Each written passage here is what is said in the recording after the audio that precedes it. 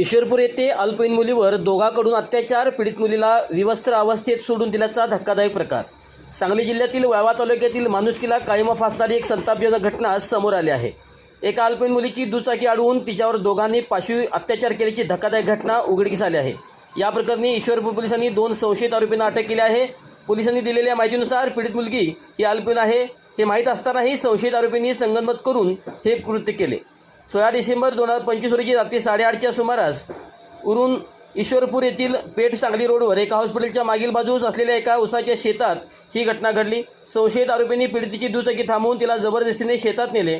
तिथे तिला बेल्टने बेदम मारहाण करत जीवे मारण्याची धमकी देऊन दोघांनी तिच्यावर आळीपाळीने बलात्कार केला. अत्याचार केल्यानंतर पीडितेला विवस्त्र अवस्थेत शेतात सोडून आरोपी तिथून पसार झाले होते.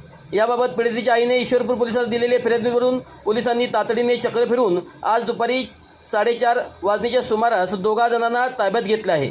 आशिष जयवंत खांबे वय वर्ष 26 राहणार खांबेमळा ईश्वरपूर व ऋत्विक दिनकर महापुरे वय वर्ष 27 राहणार आष्टानाका ईश्वरपूर अशी अटक केलेल्या आल्यांची संशयित आरोपीची नावे आहेत. या घटनेचे गांभीर्य ओळखून पोलिसांनी आरोपीवर भारतीय न्याय संहिता तसेच पोक्सो कायद्याअंतर्गत कठोर कलमे लावले असून या प्रकरणात पुढील तपास सहाय्यक पोलीस निरीक्षक सूर्यवंशी करत आहेत. या घटनेमुळे परिसरात तीव्र संताप व्यक्त केला जात असून संशयित आरोपींना कठोर शिक्षा देण्याची मागणी होत आहे.